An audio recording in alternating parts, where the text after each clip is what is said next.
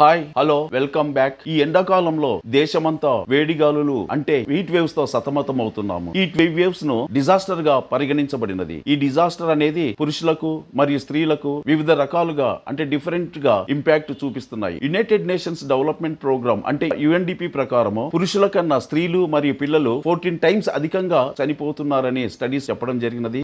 అదే విధంగా supreme court of India right to life లో భాగంగా అందరికీ క్లీన్ క్లైమేట్ ఉండాలని చెప్పడం జరిగినది. ఈ హీట్ వేవ్స్ అనేది ప్రెగ్నెంట్ ఉమెన్, యంగ్ చిల్డ్రన్ మరియు ఎల్డర్లీ పర్సన్స్ కు చాలా డేంజరస్ గా మారుతున్నాయి. ఉమెన్ కి మరియు పిల్లలకు రెస్పిరేటరీ ప్రాబ్లమ్స్ మరియు వారి బ్రెయిన్ మీద కూడా ఇంపాక్ట్ అవుతుందని చెప్పడం జరిగినది. అయితే ఈ హీట్ వేవ్స్ ను మేనేజ్ చేయడంలో ఈ కండిషన్స్ ఎలా మేనేజ్ చేయాలంటే మెయిన్లీ డైలీ వేజ్ వర్కర్స్ ఎవరైతే ఉంటారో వారికి సపరేట్ టైమింగ్స్ ను కేటాయించాల్సిన అవసరం ఎంతైనా ఉంది. మరి పబ్లిక్ వాటర్ సిస్టమ్స్ ద్వారా మంచినీటి సదుపాయాన్ని కల్పించాల్సిన అవసరం ఉంది. ఇమ్మీడియట్ ట్రీట్మెంట్ ఫెసిలిటీస్ ఎవరైతే హీట్ వేవ్స్ తో సఫర్ అవుతున్నారో వారికి ఇమ్మీడియట్ ట్రీట్మెంట్ ఇవ్వాల్సిన అవసరం ఎంతైనా ఉంది. పూర్ పీపుల్స్ హౌస్ మీద వైట్ సిమెంట్ తో అలికినచో చల్లనిగా ఉంటుంది. అటువంటి కార్యక్రమాన్ని గవర్నమెంట్ చేపట్టాలి. తర్వాత రెయిన్ వాటర్ హార్వెస్ట్ సిస్టమ్ ను కూడా మెయింటైన్ చేయాల్సి ఉంటుంది. మరి పబ్లిక్ పాలసీ చేసేటప్పుడు కూడా గవర్నమెంట్స్ ఈ పాలసీస్ ను జెండర్స్ పర్స్పెక్టివ్, జెండర్ లెన్సెస్ తో చూడాల్సిన అవసరం ఎంతైనా ఉంది. Thank you.